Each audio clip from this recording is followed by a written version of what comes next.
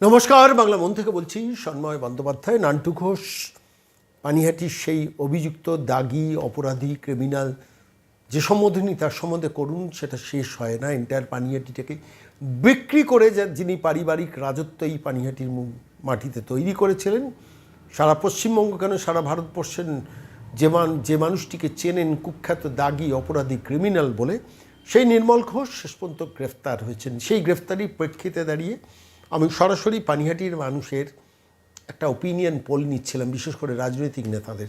কৌশিক চ্যাটার্জি দীর্ঘদিনের পানিহাটি পুরসভার কাউন্সিলর, দীর্ঘদিন ধরে নির্মল ঘোষের অনাচারের বিরুদ্ধে লড়েছেন। বাসন্তী কটমিলের জমি বিক্রির ব্যাপারে যিনি বারবার জনসমক্ষে সোশ্যাল মিডিয়াতে সোচ্চার হয়েছেন, সংবাদ মাধ্যমে সোচ্চার হয়েছেন, সর্বোচ্চ স্তরে পশ্চিমবঙ্গের মুখ্যমন্ত্রী শুভেন্দু অধিকারীর কাছে আবেদন জানিয়েছিলেন যে নান্টু ঘোষের হাত থেকে পানিহাটিকে বাঁচান এবং পশ্চিমবঙ্গ মুক্ত হোক, নান্টু ঘোষের মতো ক্রিমিনাল দাগী অপরাধীদের কাছ থেকে মুক্ত হোক, যে দাবি করেছিলেন কৌশিক চ্যাটার্জি। আজকে সরাসরি তাঁকেই ধরেছিলাম। নান্টু ঘোষের গ্রেফতারিতে কি অভিব্যক্তি তিনি প্রকাশ করেছেন। নমস্কার কৌশিক, সন্ময়দা বলছি। হ্যাঁ দাদা বলুন।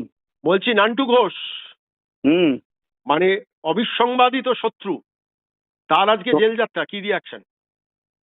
পানিহাটির মাথা থেকে শনি ঠাকুরের 7.5 কাটলো, আমাদের মাথা থেকেও কাটলো, পানিহাটির আপামর জনসাধারণের মাথা থেকে শনির 7.5 কাটলো।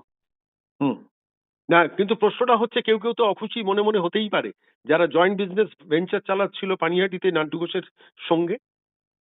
আজকে দেখবেন যারা আজকের দিনে দাঁড়িয়ে বড় বড় মানে ইলেকশনের 4 তারিখের পর নান্টু ঘোষটা হেরে যাওয়ার পর বড় বড় ভাষণ দিচ্ছিল, বড় বড় টিভিতে ইন্টারভিউ দিচ্ছিল, আর আজকে নান্টু ঘোষ জেলে চলে যাওয়ার পর দেখবেন যারা বেশি লাফালাফি করবে আপনি জানবেন তারাই অ্যাডজাস্ট করেছিল।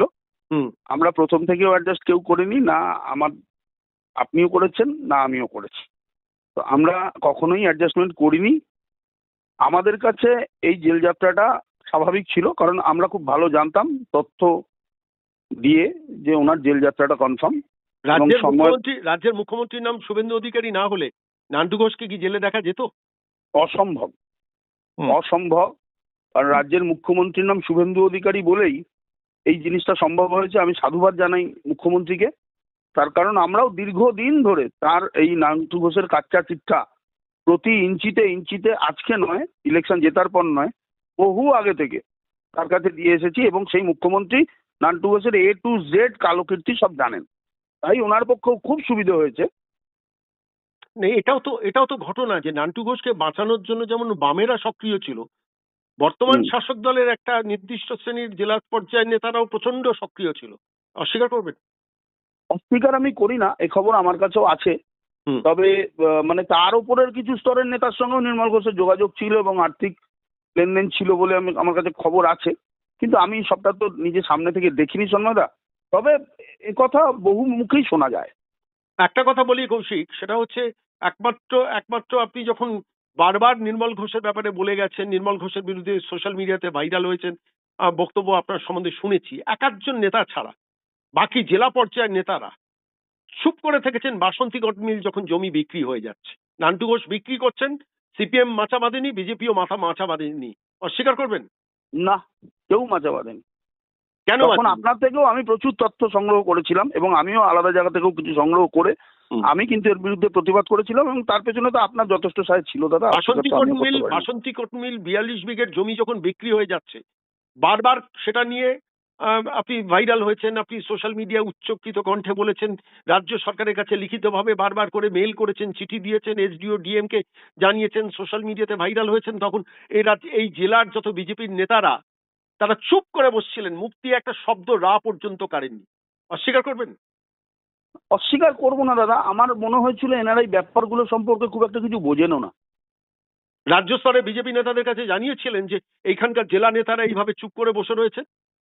হ্যাঁ, আমি আমার যতটা সম্ভব জানিয়েছিলাম দাদা। তাও তারা কেন চুপ ছিলেন? প্রশ্ন আজকে উঠবে, পানিহাটির মানুষ জানতে চাইছে, জবাব চাইছে, বাংলার মতো জবাব চাইছে পানিহাটি আজকে, যে পানিহাটি সিপিএম বিজেপি নেতারা নান্টু ঘোষের এই কীর্তি বাড়ার কি অংশীদার নয়? দাদা, এমন একটা সময় বাসন্তী নিয়ে আবার মাথাচাড়া উঠলো, তখন সারা রাজ্যে ভোটের দাম আমার যথেষ্টভাবে বেজে গিয়েছে। ঠিক তার আগে আগে আমরা যখন জানিয়েছি, আমাদেরকে তারা বলেছিলেন যে আমরা এনকোয়ারি করে দেখছি, আমরাও তদন্ত করছি যে ব্যাপারটা কোন দিকে যায়।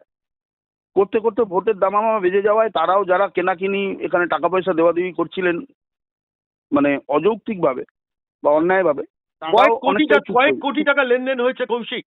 আমার কাছে যা বাসন্তী ধারণা কটনের এখানে জমিতে। 13 কোটি টাকা দেওয়া হয়েছে। এবার সেই মানে তার অংশীদারিত্ব না থাকলে কেউ চুপ করে থাকতে পারে? সেটা তো আপনার বলাটাই স্বাভাবিক বা নাই আমাদের বলাটাই প্রশ্ন, স্বাভাবিক। জবাব চাইছে পানিহাটি। আজকে জবাব দিতে হবে। লাড্ডু খাবো যেমন, তেমনি জবাবটাও খেতে চাই। হ্যাঁ হ্যাঁ, খেতে তো হবেই দাদা সবাইকেই। সরাসরি আর এবার এই কি total মাঠে বাসন্তী- সরাসরি এবার কি আপনি অন্তত মাঠে নামবেন? যে বাসন্তী কট মিলের 1 মিলিমিটার জমি বেআইনিভাবে হস্তান্তর হতে দেবো না?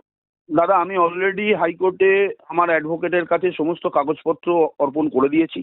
হুম। তারা টোটাল মামলাটাকে গোছাচ্ছেন। যা খবর আছে এটা সুপ্রিম কোর্ট অব্দি এরা গিয়ে কিছু টাকা পয়সা সুপ্রিম কোর্টে জমা দিয়েছেন বলে আমার কাছে খবর আছে, সেটাও আমি উকিলকে দিয়েছি।